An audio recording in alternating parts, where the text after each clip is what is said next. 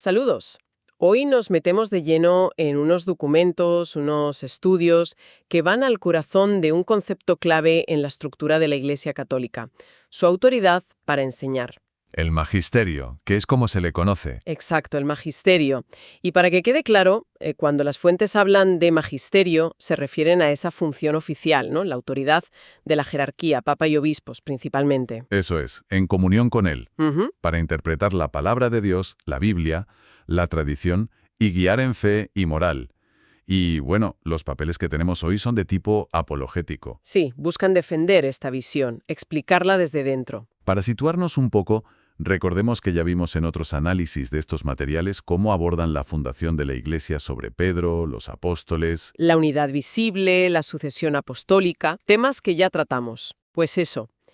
Y hoy llegamos a lo que estos textos presentan como el cuarto pilar, podríamos decir. Una pieza más de esa estructura. La pregunta que flota en el aire y que estos documentos plantean directamente es, ¿vale? Si Cristo fundó una iglesia así, con unidad, sucesión, ¿quién asegura que no se desvíe?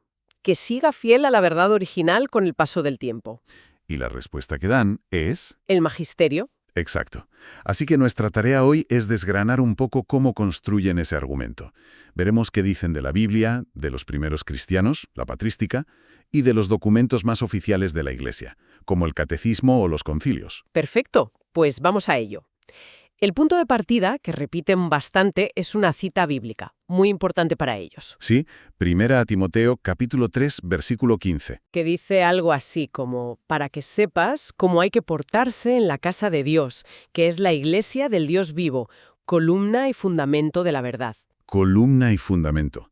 Las fuentes se detienen en esas palabras. Suenan potentes. Y lo son. Vienen del griego estilos, columna, y edrayoma, fundamento, base firme. Son imágenes de arquitectura, ¿sabes? Claro, algo que sostiene, que da estabilidad. Exacto. Algo sólido, que aguanta. La idea es que la Iglesia misma es ese soporte de la verdad. Y un punto que subrayan estos estudios es que dice la iglesia, no dice la Biblia, es columna y fundamento. Cierto.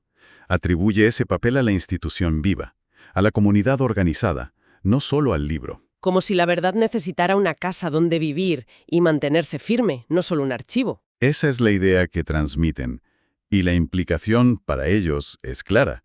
Si la Iglesia es estructuralmente ese soporte, entonces la autoridad para enseñar, el magisterio, no puede ser algo accesorio. Tiene que ser parte del diseño original, digamos. Eso es, algo intrínseco necesario para que la Iglesia cumpla esa función de ser columna y fundamento. Vale, pillo ese punto de partida, esa metáfora arquitectónica. Pero supongo que no se quedan solo ahí. Citan más textos bíblicos. Sí, claro. Usan un conjunto de pasajes para reforzar la idea. Uno fundamental es el final de Mateo, la Gran Comisión. Id y enseñad a todas las gentes. Exacto. Mateo 28, versículos 19 y 20. Id, pues, y haced discípulos, enseñándoles a guardar todo lo que yo os he mandado. Y justo después viene la promesa. La de yo estaré con vosotros todos los días hasta el fin del mundo. Pues esa promesa las fuentes le interpretan no solo como consuelo, sino como una garantía divina. ¿Una garantía para qué exactamente? Para la misión de enseñar, como diciendo, id y enseñad, y no os preocupéis, que yo os asisto para que lo hagáis bien hasta el final. No es solo compañía, es asistencia para enseñar fielmente. ¿Entendido? Asistencia divina para la docencia, por así decirlo. Algo así. Luego está Lucas 10:16. Jesús dice a los discípulos que envía, el que a vosotros escucha, a mí me escucha. Una identificación muy directa. Fortísima. Las fuentes lo ven como que escuchar la enseñanza autorizada de los apóstoles y por extensión de sus sucesores es como escuchar a Cristo mismo. Y rechazarla, ¿Sería rechazar a Cristo? Ya. y otro pasaje clave, Juan 16:13, la promesa del Espíritu Santo. El espíritu de la verdad. Ese, que os guiará hasta la verdad completa. Lo vinculan directamente al magisterio, como una especie de seguro divino contra el error doctrinal en lo esencial. Un GPS divino para la doctrina. Buena analogía. Algo así. Una guía para no perderse en cuestiones fundamentales de fe. Entiendo. Las promesas, los mandatos, pero ¿hay algún momento en el Nuevo Testamento donde se vea esto en acción? ¿Los apóstoles ejerciendo esa autoridad doctrinal juntos? Un ejemplo práctico. Sí, y le dan muchísima importancia. Es el capítulo 15 de los Hechos de los Apóstoles, el Concilio de Jerusalén. Ah, sí. La controversia sobre los gentiles conversos. Esa misma. ¿Tenían que circuncidarse y seguir la ley de Moisés o no? Un debate doctrinal serio. Y se reúnen los apóstoles, los responsables. Los apóstoles y presbíteros debaten, discuten. El texto no oculta que hubo tensión. Y al final toman una decisión conjunta. ¿Y cómo la comunican? Ahí está lo interesante. Usan una fórmula muy llamativa. Hemos decidido el Espíritu Santo y nosotros. Ahí es nada. El Espíritu Santo y nosotros. Exacto. Las fuentes lo ven como el prototipo del magisterio en acción. Problema doctrinal, deliberación, decisión vinculante y la conciencia de actuar con respaldo divino. Vale, el argumento bíblico está claro. Pasemos a la historia. Mencionaste la tradición, los padres de la Iglesia. ¿Qué dicen de ellos? Pues recurren bastante a figuras de los primeros siglos. Por ejemplo, San Ireneo de León, siglo II. Contra los gnósticos, ¿no? Principalmente. Los gnósticos presumían de tener interpretaciones secretas superiores. Ireneo, según estas fuentes, les oponía la enseñanza pública transmitida abiertamente. ¿Y cuál era la garantía de esa enseñanza pública? La sucesión apostólica. La línea ininterrumpida de obispos desde los apóstoles. Era un criterio público, verificable, frente a las especulaciones secretas. La cadena de transmisión era la prueba. Entiendo. Lo público frente a lo oculto. ¿Algún otro padre importante? San Agustín de Hipona, siglo IV. Citan una frase suya muy conocida y muy fuerte. ¿Cuál? Dice: «Yo no creería en el Evangelio si no me moviera a ello la autoridad de la Iglesia Católica». Uf, es una afirmación tremenda. ¿Poner la autoridad de la Iglesia como motivo para creer en el Evangelio? Pues sí. Las fuentes la usan para mostrar que para Agustín la Iglesia no era algo secundario, sino el pilar que daba credibilidad a todo, incluso a las Escrituras. El garante, digamos. Vaya. ¿Alguien más? San Vicente de Lerins, siglo V. Se le atribuye el famoso Canon Vicentino. El de lo que se ha creído siempre, en todas partes y por todos. Ese mismo. Quod ubique, quod semper, quod ab omnibus creditum est. Las fuentes argumentan que ese principio de universalidad y constancia implica una enseñanza común y una autoridad que la proteja. Tiene sentido. Y creo que mencionabas un papa también. Sí, San León Magno, también del siglo V. Dicen que conectó muy claramente el primado de Pedro con la unidad de la fe y la correcta enseñanza. O sea que veía Roma, la sede de Pedro, como un punto de referencia doctrinal. Exacto. Un ancla para mantener la comunión en la misma fe en toda la Iglesia. Entonces, el hilo que trazan las fuentes a través de los padres es que esta autoridad visible, la sucesión, la tradición, no eran opciones, sino mecanismos esenciales. Correcto. La forma que veían para evitar el caos interpretativo y la fragmentación en esos primeros siglos tan cruciales. Bien, ya tenemos la base bíblica y los testimonios históricos, pero lógicamente también se apoyan en documentos más formales y recientes de la propia Iglesia, el catecismo, los concilios. Claro, les dan un peso fundamental. Del catecismo actual citan varios puntos. El número 85, por ejemplo, es muy directo. ¿Qué dice? Afirma que el oficio de interpretar auténticamente la palabra de Dios, oral o escrita, ha sido confiado únicamente al magisterio vivo de la Iglesia. Ojo con ese únicamente. Sí, es una palabra clave. Pero ojo, el número 86 matiza algo importante sobre la relación. A ver. Dice que el magisterio no está por encima de la palabra de Dios, sino a su servicio. Ah, vale. O sea, no se ve como creador de doctrina, sino como servidor de algo ya recibido. Exacto. Un guardián, un administrador fiel de la revelación, no su dueño. También citan el 2032 que vuelve a la idea inicial, la Iglesia como columna y fundamento de la verdad, que recibió de Cristo el mandato de anunciar la verdad que salva. Y explican cómo funciona en la práctica. Sí, los números 2033 a 2035. Dicen que los obispos, en comunión con el Papa, ejercen este magisterio auténtico. Y algo interesante, incluso cuando no definen algo infaliblemente, que es raro, se espera un asentimiento religioso del entendimiento y de la voluntad a su enseñanza en fe y costumbres. ¿Asentimiento religioso? ¿Qué significa eso? Es una especie de adhesión respetuosa, basada en la confianza en esa autoridad, aunque no sea una definición dogmática solemne. Entiendo.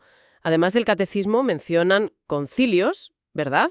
Trento, Vaticano I, Vaticano II. Sí. De Trento, siglo XVI, en plena Reforma, destacan que definió que escritura y tradición son la única fuente de revelación y que interpretarlas auténticamente le toca a la Iglesia, a su magisteria. ¿Y del Vaticano I, en 1870? Ahí destacan dos cosas.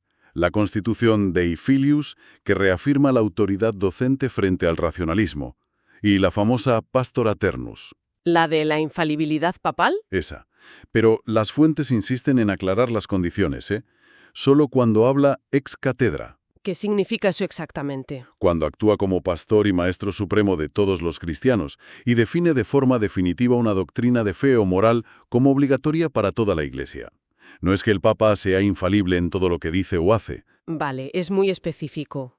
¿Y del Vaticano II, más reciente? Del Vaticano II, que acabó en 1965, citan sobre todo dos documentos.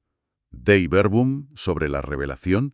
Los números 9 y 10 insisten en la unión de escritura y tradición como un único depósito sagrado. ¿Y quién lo interpreta? Vuelven a decir, confiado únicamente al magisterio vivo de la Iglesia. Hay una continuidad clara. ¿Y el otro documento? Lumen Gentium, sobre la Iglesia. El número 25 es clave. Habla de la autoridad de los obispos cuando enseñan en comunión con el Papa y reitera la doctrina de la infalibilidad, que puede ser del Papa solo, ex cátedra, o del Colegio de Obispos junto con el Papa, sobre todo en un concilio ecuménico, al definir algo sobre fe o moral. Queda claro cómo lo articula la propia doctrina católica. Ahora, como estos estudios son apologéticos, dedican una parte a contrastar esto con lo que llaman el libre examen protestante. Sí, le dedican bastante espacio. Describen el libre examen, o la sola escritura interpretada individualmente, como la idea de que cada creyente con el Espíritu Santo interpreta la Biblia por sí mismo sin necesidad de una autoridad externa. ¿Y cuál es la crítica que hacen desde las fuentes católicas? Pues señalan que históricamente ese principio ha llevado a una enorme fragmentación doctrinal dentro del protestantismo, miles de denominaciones, a veces con creencias contradictorias. ¿Ponen algún ejemplo histórico, supongo? Sí.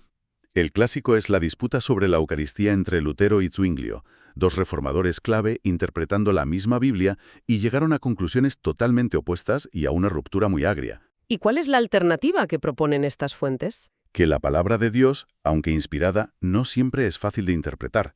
Necesita un intérprete autorizado. Y usan la analogía de Hechos 8. ¿La del etíope leyendo a Isaías? Esa misma.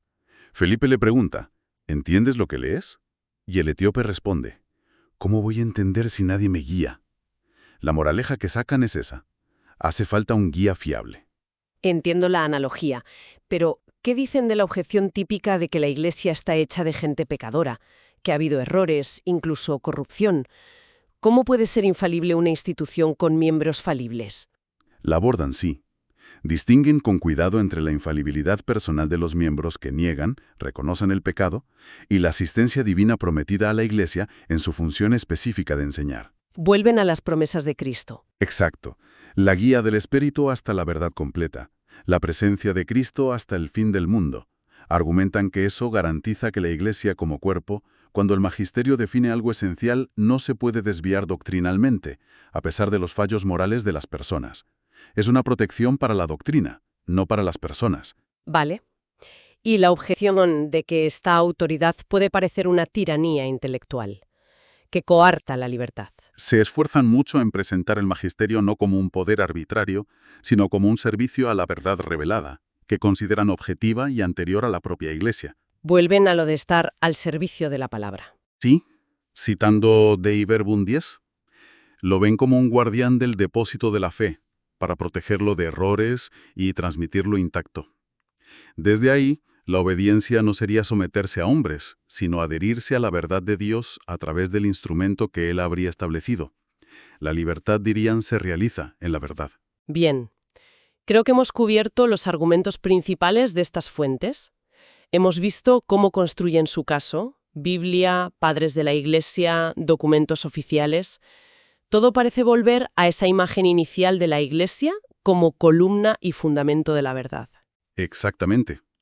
La conclusión central de estos textos es esa, que la misión de enseñar con autoridad fue dada por Cristo a los apóstoles y sus sucesores.